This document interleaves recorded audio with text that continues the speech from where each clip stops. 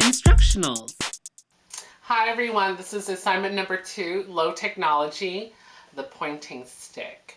The reason why I wanted to do this is because it's kind of the quintessential example that rehab counselor professors always give to people when they're talking about assistive technology.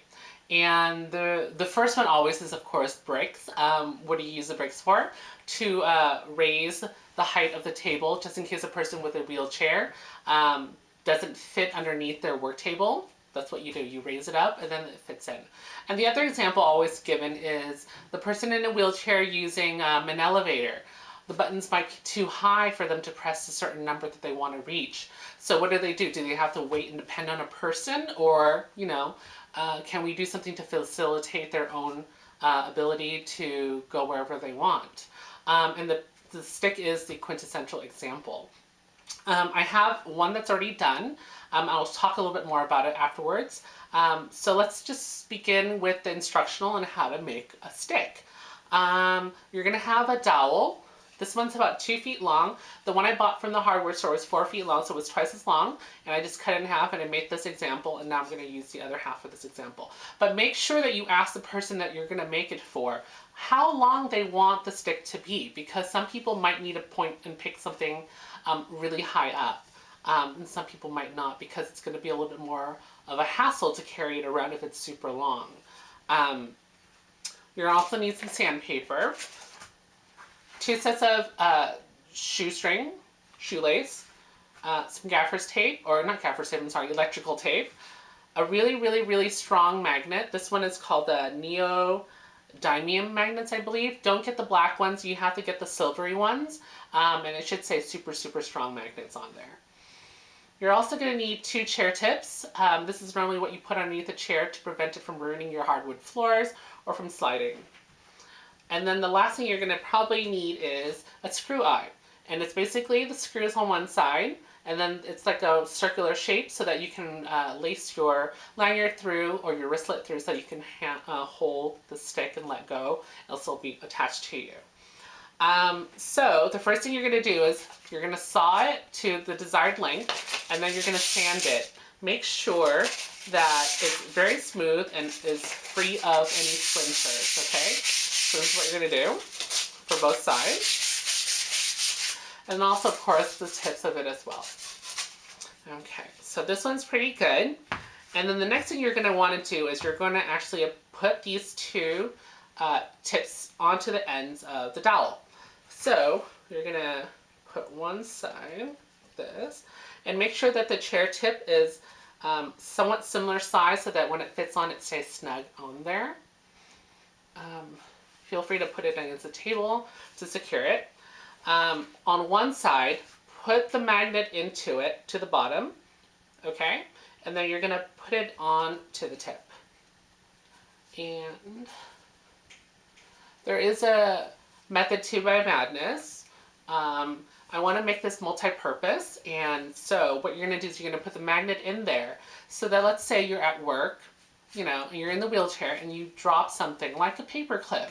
It's kind of an inconvenience, right? You can ignore it, of course, or you can actually pick it up yourself. And so the magnet, that's what it's for, and I'll demonstrate in a little bit at the end of this instructional. So now that you have both sides on there, remember which side has the magnet. I'm going to designate this side as the handle. The next thing you're going to do is you're going to be worried about whether or not this handle, because there's no texture, it's pretty smooth, it's going to slip off of the person's hand, especially if they don't have a really strong grip. If it's something where they can only hold these 2 like this, you want to add some texture to this so that it prevents it from slipping off. So what my roommate suggested while I was doing the practice of this is really smart. You use one of those shoelaces that you have. You're going to cut off both of the hard plastic tips on each side.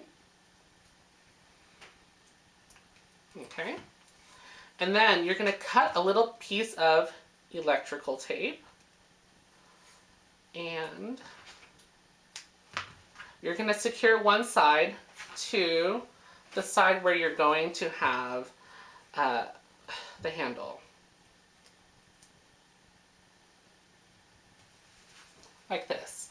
And then what you're going to do now with the rest of this shoestring or the shoelace is you're going to wrap it around to as far as you want your handle to be. And once you reach the end of it, cut off another piece of electrical tape and secure it right there. And this will become your handle, but it's not that easy or simple. There's more to it. So as long as we have this secured. Now, the reason why you need a lot of electrical tape is you're probably going to end up using about half of this roll, and you're going to secure this entire thing by wrapping it in black tape. And don't fret if you miss a little bit when you're doing this, because you're going to probably do it a couple times to give it some texture and some security. And again, if I wasn't doing this for an instructional, I would have probably painted the dowel. I would have decided exactly how I would want to design it. Do I want to bedazzle it for someone, put lots of crystals on it? Do I want to do a camo version? Or, you know, do I want a Star Wars one where it's like a lightsaber? It really, really totally depends on the person that you're doing this for. So, almost done with this. See, you're almost done. If I were you, I would probably do it a bunch of times, at least 6 times, so that you have it all secured and completely covered. Let's see. I want to do this as fast as possible so I don't waste your time. You kind of get the gist of this, right?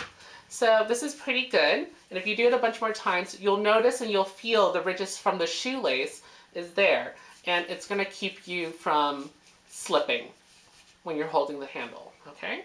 And then just to finish it off, to make it look a little professional, at the end of it, you would probably want to roll a couple of times the electrical tape so that there's a solid straight line on the edge, so it doesn't look like you're kind of a messy person. And I would do the same thing on this side as well. I would actually cut off all this stuff at the end. But there you have it. That's the good part. Then that's the handle part that you have right there.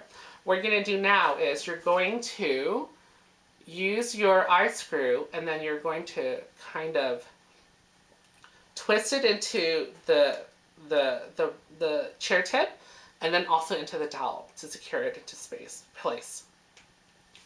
And it should actually go in very smoothly. So that's what I have right here. So the second shoelace that you're going to have is basically going to be for your lanyard. It could be around your neck like this. You know, you might need a longer piece for some people who don't want to hold it around their wrist. Or you can create something that's more like a wristlet. And then you can loop it around there. So let's say example that I want it right here. I'm going to tie it through, right?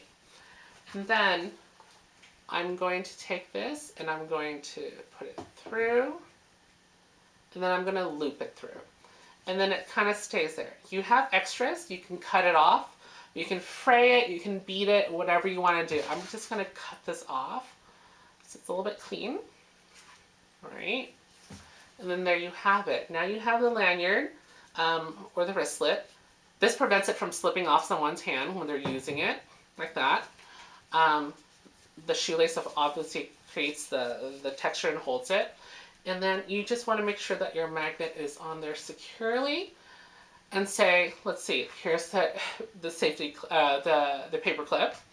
Let's see if it works. Voila. It works perfect, like a charm. So I hope you enjoyed this. I'm going to show you my more professional one. This one, obviously, I spray painted it black with some paint that I had left over. I painted the black chair tips black as well to make it all matching. You can probably get black ones. I couldn't find any at the hardware store when I was doing this. I made a little leather tassel to make it a little bit more adult, you know, personalizing it for whomever. Some people probably want the black ones as well because it kind of matches also with their wheelchair. So it's a little bit more discreet. And then I also put a magnet on this one as well to see if it works. Oh no, I dropped my paper clip at work. What do? Let's see if I can pick it up. Voila. Isn't that awesome? Well, I hope you enjoyed this, and hopefully you will enjoy making one for yourself as well to give to someone who will appreciate this, and I'm sure someone will. Thanks for watching.